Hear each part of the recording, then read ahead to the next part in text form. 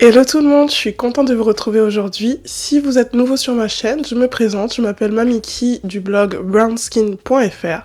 Aujourd'hui nous allons parler tresses sur des locks. Tout simplement je vais vous faire une petit tutoriel pour vous montrer comment j'ai réalisé mes longues tresses sur mes locks déjà matures. Donc ça fait 1 an et demi que je porte mes dreadlocks.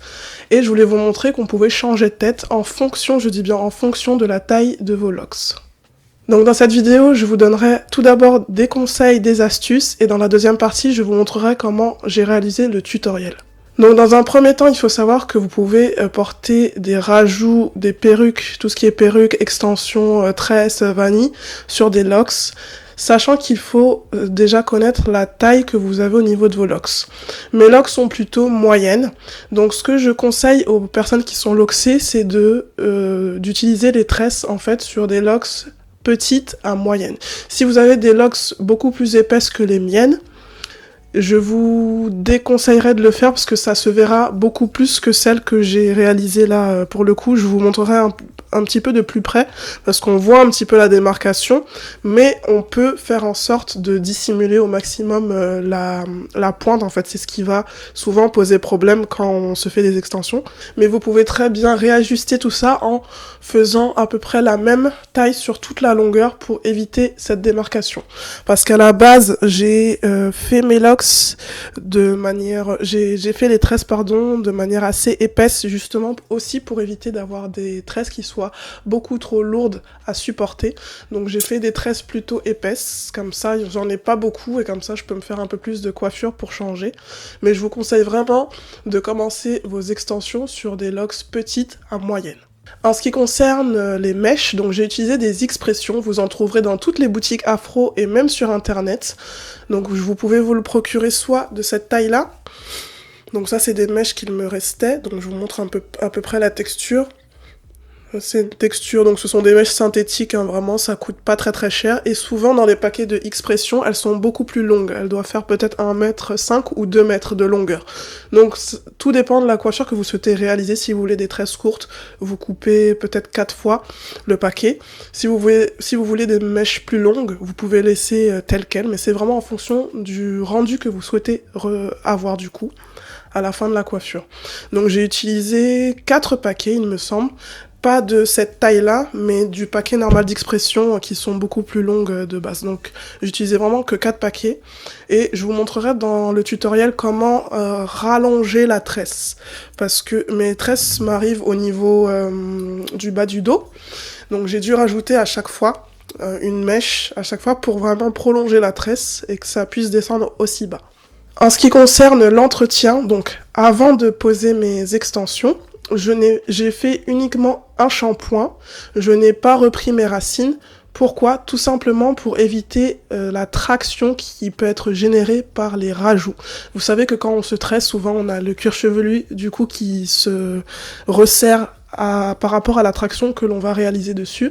Justement pour éviter que ce soit beaucoup trop serré et de trop sensibiliser mon cuir chevelu, j'ai préféré ne pas reprendre mes repousses tout de suite. Je les reprendrai donc après et uniquement après avoir retiré mes tresses, comme ça je pourrais faire mes soins habituels et de manière un peu plus profonde et intense.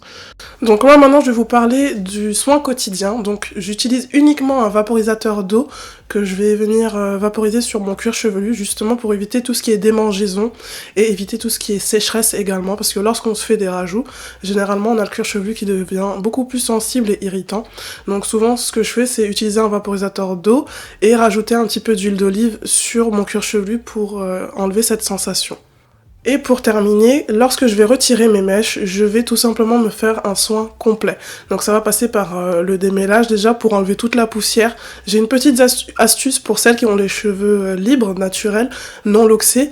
Ce que je faisais avant, c'est que j'utilisais un après-shampoing très démêlant pour retirer au maximum les nœuds en fait. Parce que lorsqu'on se défait après avoir porté ses extensions 1 mois par exemple, on a tendance à avoir un petit peu de saleté et de poussière qui s'incruste.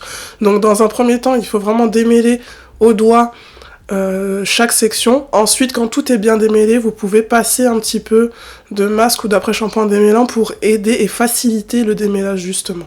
Donc c'est vraiment un conseil que vous pouvez garder. Pour celles qui ont les locks, c'est un petit peu le même principe. Il faut d'abord enlever tout ce qui est résidus et poussière avant de pouvoir faire les soins. Il faut réaliser vos soins sur des cheveux plutôt propres. Donc je vais faire ça, ensuite je vais faire un premier shampoing pour enlever tout ce qui est saleté, un deuxième pour encore plus nettoyer mon cheveu, et je vais pouvoir faire un bain d'huile soit avant soit après, mais généralement je le fais avant mon shampoing pour protéger en fait mon cheveu tout simplement. Donc là, routine post-coiffure, c'est démêlage, shampoing et un bain d'huile pour vraiment redonner un petit peu de peps à mes cheveux après avoir porté mes extensions. Donc voilà, je vous ai à peu près tout dit. J'espère que la vidéo vous plaira. Si vous avez des questions, n'hésitez surtout pas à me les poser en commentaire. Je ferai en sorte d'y répondre. Je ferai aussi un article sur mon site, justement, brownskin.fr, où vous pourrez retrouver un article. Chaque vidéo, de toute façon, il y a un article dédié pour vous donner le plus d'informations possible, et je vous les donnerai aussi en barre d'informations. Donc sur ce, je vais vous laisser. On a fini de papoter. Je vais vous laisser maintenant avec le tutoriel pour pouvoir réaliser vous-même vos tresses sur vos locks. Donc voilà, j'espère que je vous ai tout dit, que j'ai rien oublié. Mais si j'ai oublié des choses, n'hésitez pas à me le rappeler en commentaire. Sur ce, je vous dis à très bientôt. N'hésitez pas à aller aussi sur mon site pour aller voir ce que je fais, brownskin.fr. J'ai un deuxième site qui est consacré à la coiffure uniquement. Sur Brownskin, je parle un petit peu de tout. Et sur thecurslab.com, vous retrouverez un petit peu mon travail de coiffeuse, tout simplement, pour voir un petit peu ce que je fais, que ce soit sur cheveux naturels ou loxés.